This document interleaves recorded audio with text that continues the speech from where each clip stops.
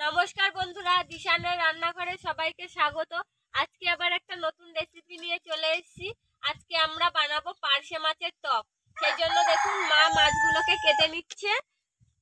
ভিডিওটি স্কিপ না করে সম্পূর্ণ রেসিপিটা দেখতে থাকুন।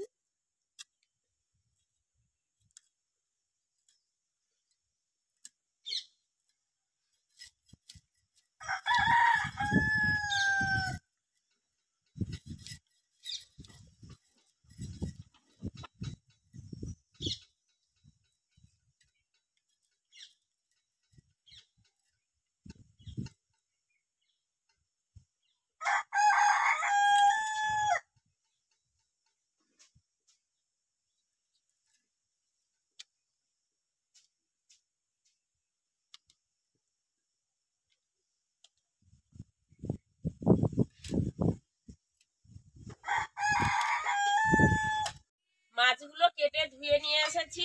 এবার লবণ আর হলুদ মাখিয়ে ভেজে নেবো মাছটা। হলুদ,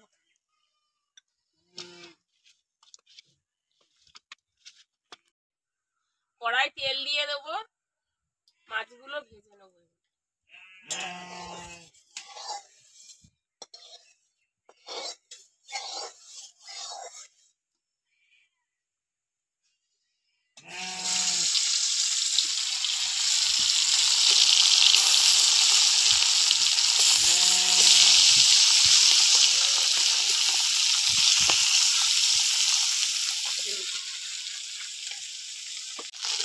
মাছ ভাজা হয়ে গেছে, এবার তুলে দিচ্ছি।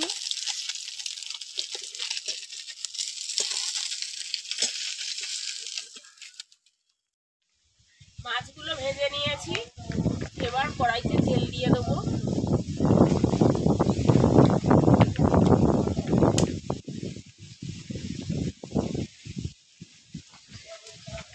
তেলের মধ্যে শুকনো লঙ্কা দিয়ে দেবো,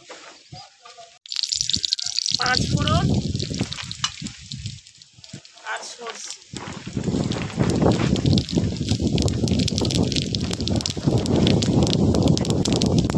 আজকে তেঁতুলের টক হবে, সেই জন্য তেঁতুলটা আগে থাকতে ভিজিয়ে রাখা ছিল। এইবার তেঁতুলের এই টক জলটা এর মধ্যে দিয়ে দেওয়া হবে।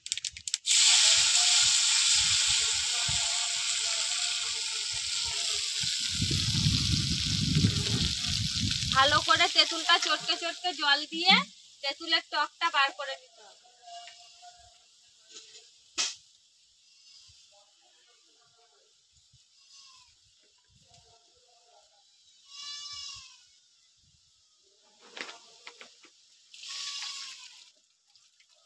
আপনারা যারা যেমন ঝোল খেতে পছন্দ করেন তেমন হিসাবে জল দেবেন।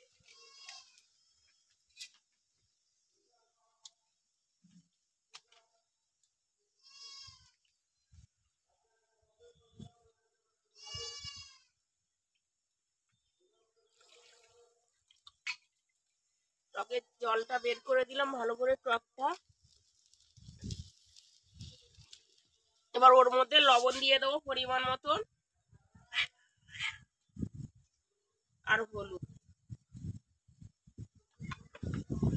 এবার ভালো করে ঝোলটা ফুটিয়ে নিতে হবে। যখন ঝোল ফুটে উঠেছে দেখুন, এর মধ্যে এবার চিনি দিচ্ছি স্বাদ মতো।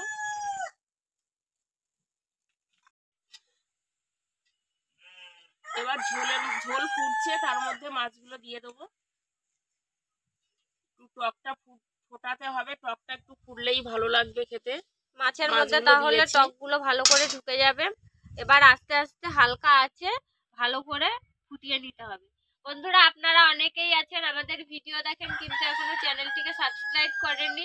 প্লিজ আমাদের চ্যানেলটি সাবস্ক্রাইব করুন আর পাশে থাকা বেল আইকনটি প্রেস করে অল নোটিফিকেশন অন করবেন, যাতে আমাদের ভিডিও আপনাদের কাছে পৌঁছে যায়। আমাদের চ্যানেলটি সম্পূর্ণ নতুন, আপনারা সবাই আমাদের পাশে থাকবেন, তাহলে আমরা চ্যানেলটিকে এগিয়ে নিয়ে যেতে পারবো। আর অবশ্যই কে কোথা থেকে দেখছেন কমেন্ট করে জানাবেন, তাহলে আরো আমরা নতুন নতুন রেসিপি করার আগ্রহ পাবো। দেখুন পার্শে মাছের টক হয়ে গেছে, এবার নামিয়ে নেব। আপনারাও বাড়িতে এই রেসিপিটা তৈরি করে খেয়ে দেখবেন, ভালো লাগবে। পার্শে মাছের টক তৈরি হয়ে গিয়েছে বন্ধুরা, এবার খেয়ে দেখবো।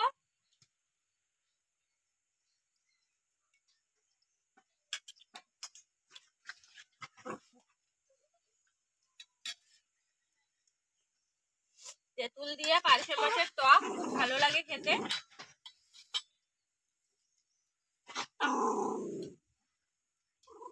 হ্যাঁ, টক দেখলেই গালে এমনিতেই জল চলে আসে। হ্যাঁ, টক দেখলে লোভ হয় খাওয়ার জন্য।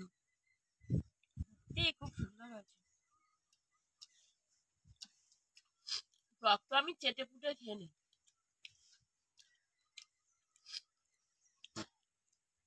টক দেখলে সবারই জিভে জল চলে আসে, এমন একটা জিনিস টক।